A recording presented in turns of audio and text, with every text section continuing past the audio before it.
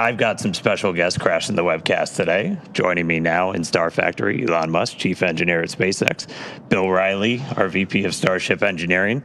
Thanks for being here, guys. I know we got a rocket about to get off the pad, but let's start people off like high level. Like, why are we here? What the hell are we doing here? Well, I don't know about everybody, but I'm here to try to build into the future that I imagined and dreamed of as a child, where starships with people are out among the stars exploring the universe. Yeah, so the why, it's always important to explain the why of things. And the why of Starship is that we want to be a multi-planet species to extend consciousness beyond Earth, I think for two main reasons. One is to ensure the long-term survival and prosperity of life as we know it in consciousness, which if we are a multi-planet species and ultimately a multistellar species out there among the stars, the probability of survival is much, much longer. That's kind of the, defensive aspect or life insurance for life collectively. But then there also need to be things that are inspiring and exciting and that give you reason to live. Life cannot just be about solving one tragic problem after another. There must be also reasons to get up in the morning and be excited about the future. And a future where we are a spacefaring civilization is infinitely more exciting than one where we are not. And we're doing it all pretty unique location. I mean, the pad's behind us. We got rocket on the tower. We got another tower with it. We're sitting inside Star Factory. And I mean, it wasn't like this for very long. This is all pretty brand new. Yeah, I think we moved Starship here in about the early part of 2019. So we've been coming that entire time and seeing the site evolve from a double-wide trailer and a tent where we built Starhopper to the first suborbital test flights. And now we have behind us two towers for the first time as we build towards the first operational flight from the second tower at the end of this year. And this beautiful building, 1 million square feet, where we're able to work towards a production line of Starships. Yeah, the SpaceX team has done an incredible job of building out really the most advanced rocket manufacturing facility that has ever existed. This is far beyond any rocket fabrication facility that has ever been built. This is essentially alien-level technology, and it was all built here basically down by the Rio Grande River and close to the beach. It's an incredibly improbable location, and this used to be a sandbar. I think we're about, 3 feet or about a meter above sea level. It really was nothing. If you see the time lapse from sandbar to two launch towers and a gigantic rocket factory with high bays, and we're going to be building something called the Gigabay, which is like one of the largest enclosed volumes on Earth. So it's sort of like a gigantic Borg cube that we're going to be building here for building and storing these gigantic rockets. It's really spectacular, and anyone can come and visit. So because we're on a public highway, and we're literally by a public beach, you can actually come and see the rocket. You quite close up. I mean, you can drive past it, and you can also look at the factory. And anyone could do this from anywhere in the world. So you can come and visit and check it out. So I think it's pretty cool that it's just not right now. Just not right now. Just not right now. Obviously not when we're launching because there's some safety issues. But the rocket's often just sitting on the pad without any propellant in it, and then you can just come here and visit. It's very easy. Yeah, I think it's a really special place. Yesterday, the ship went down the road behind us, and I saw families outside on Sunday going for their Sunday stroll, and they were greeted by Starship going down. And I think that from the very beginning, the thing about Starship, different than Falcon and other rockets that I'm aware of, is we designed it to be mass-produced at scale. And it's not about building one Starship and getting to orbit once. It's about doing it in a sustained and rapid way. Yeah, we're aiming for ultimately thousands of ships to be built per year, which is what's needed in order to construct a city on Mars that is self-sustaining. And the major fork in the road of destiny will be when the Mars city is capable of surviving, even if the resupply ships from Earth stop coming for any reason. And that reason could be something cataclysmic, or it could be that that civilization simply subsided. there's always this debate throughout history of will civilization end with a bang or a whimper. But either way, if the critical thing is to get to the point where Mars is self-sustaining and can survive even if the resupply ships stop coming for any reason, which means that you need to build an entire base of industry on Mars in order for Mars to survive. For example, it's not simply enough to build a chip, like a computer chip factory, but you need the ability to build computer chip factories. So this is going to really take a lot of tonnage. I mean, my guess is at least 1 million tons to the surface of Mars, and maybe it takes less than that, but it's going to be a lot. But this is a very exciting future. It's one which will ensure the long-term survival and prosperity of life and consciousness, and it's the critical stepping stone to get from this solar system to other star systems, and perhaps go out there and explore, and perhaps we'll encounter alien civilizations that maybe they're alive now, or maybe they enjoyed a period of prosperity for millions of years, but also died out millions of years ago. So it's humbling to think of the age of the universe, according to the standard model of physics, being approximately 13.8 billion years old. So an incremental million years would be 3 digits past the decimal point. And if you look at, say, our civilization and measure our civilization by the first evidence of writing, which is about 5,500 years ago, civilization as measured from the first writing is only 1/1,000,000th of Earth's existence. Or blip. Yeah. Yeah. Flash in the pan so far. Yeah. Well, we're getting some cool shots. Rocket out on the pad right now. We tell people, like, come down, see it. It's hard to get, like, a sense of scale of just how massive this thing is.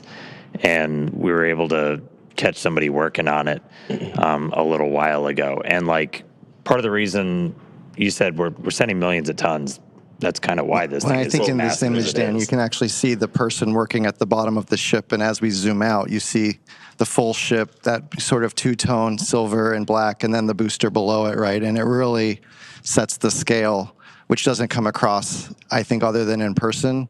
And when I do tours, I like to say Starship is real, Starship is big, and Starship is really big. And I think you can see there, and with the factory shots you saw earlier, again, we've got Flight 10 on the pad, but we got many more behind it.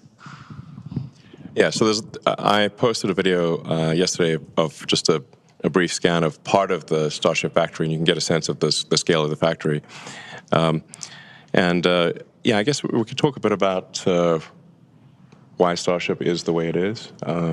Like, for example, why is half of the ship black and half of it is silver colored? And that's because the bottom half of the ship, the bottom as seen from orbital entry, has a heat shield on it. So the black there is the heat shield, and then the core structure of the rocket is a special alloy of stainless steel, and that's where you see the sort of shiny silver parts are stainless steel.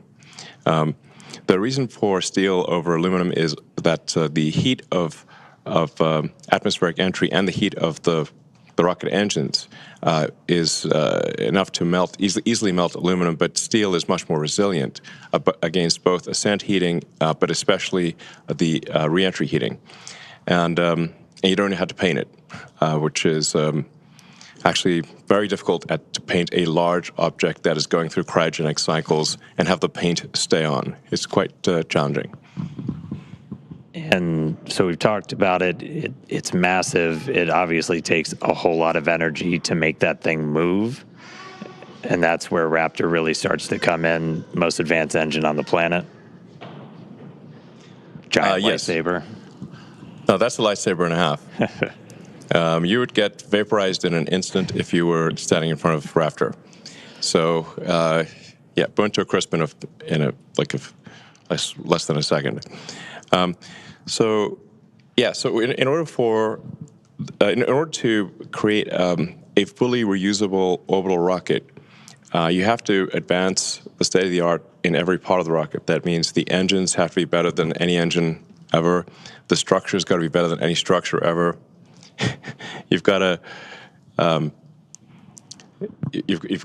have a means of bringing the rocket back to the launch pad you've got to have a fully reusable orbital heat shield, and that no one has ever made a fully reusable orbital heat shield. The space shuttle, for example, required 9 months of refurbishment between flights. So the space shuttle heat shield would come back essentially partially broken and would require many months of refurbishment in order to fly again. What we're trying to achieve here with Starship is to have a heat shield that can be flown immediately. So the ship, both the ship and the booster, would be caught by the tower arms, and the booster would be placed immediately back on the launch stand, and the ship's got to orbit Earth at least once, but then could be back potentially in one orbit, but in most cases several orbits. So the ship would come back several hours later, but then be caught by the arms and placed on top of the booster. You could also have multiple ships ready so that a single booster could service 5 or more ships, so that you could be flying the booster in theory, every hour. This is kind of a profoundly fast speed, obviously, for the largest flying object by far ever made.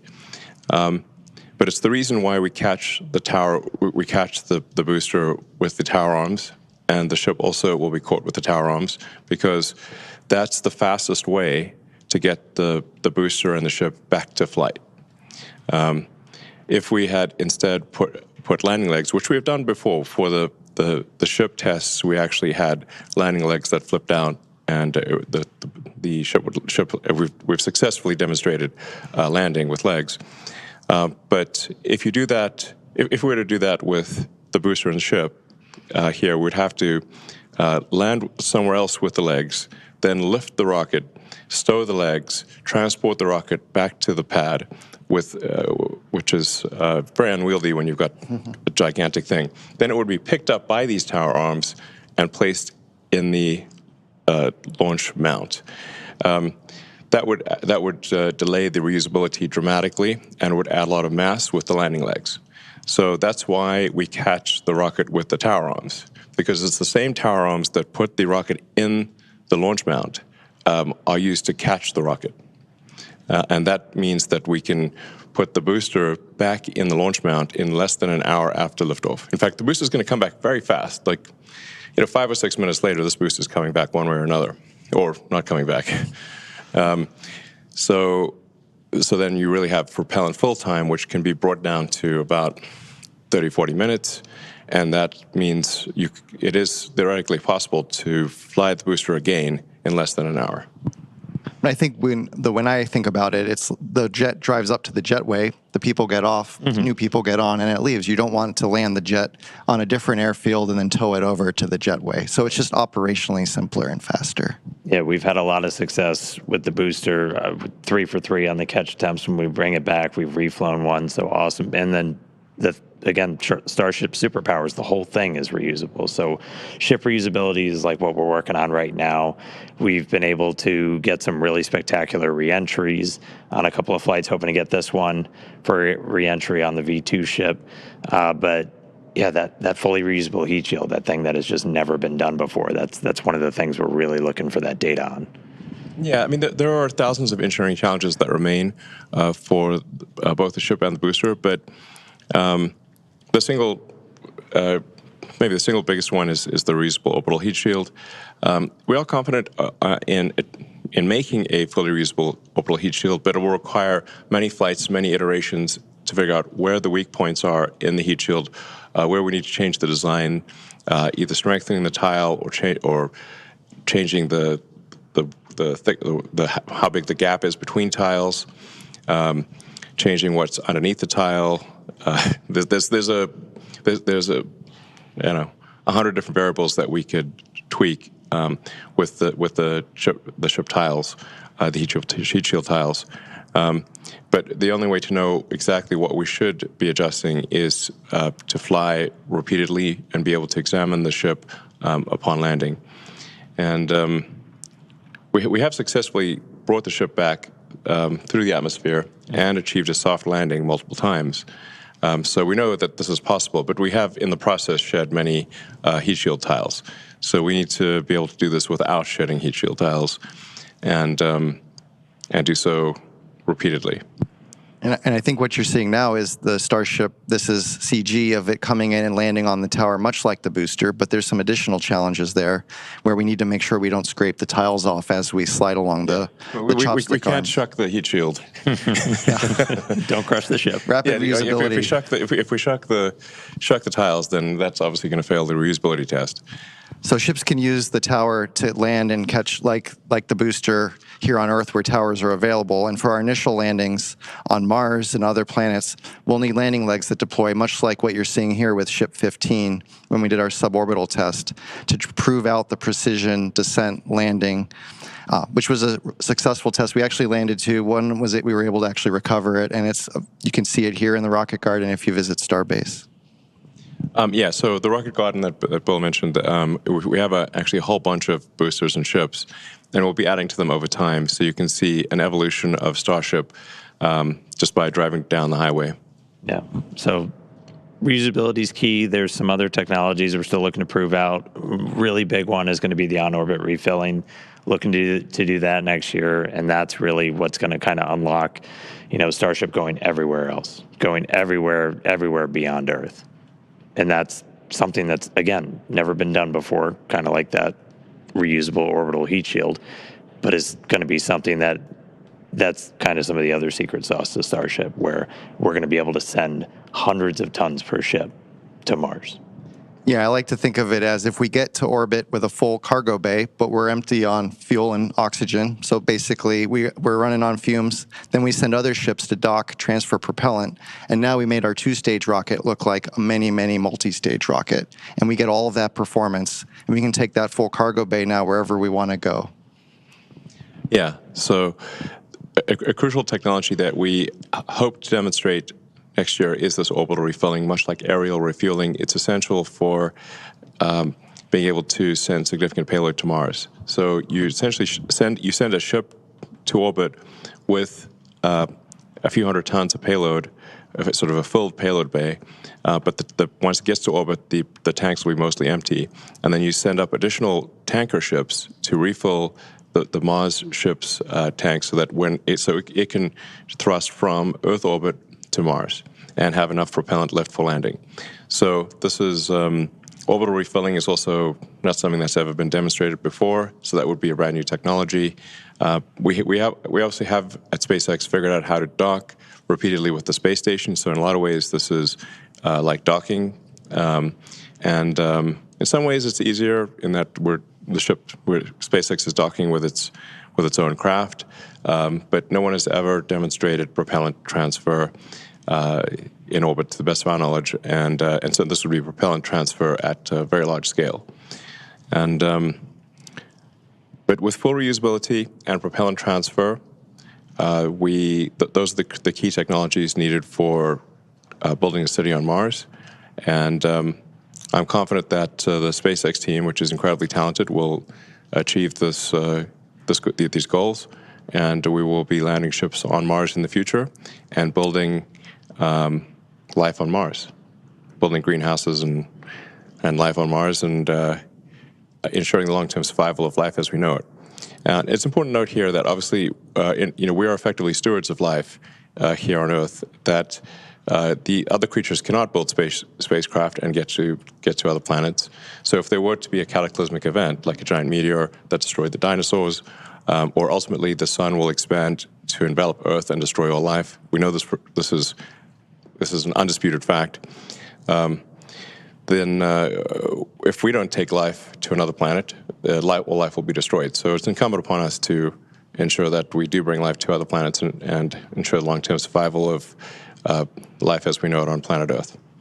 And I mean, aside from that, there's so much that Starship unlocks by being able to do these things. Like, we'll be able to go to Mars, but there are other just transformational things by being able to take that many people, that much stuff to space for that much less money.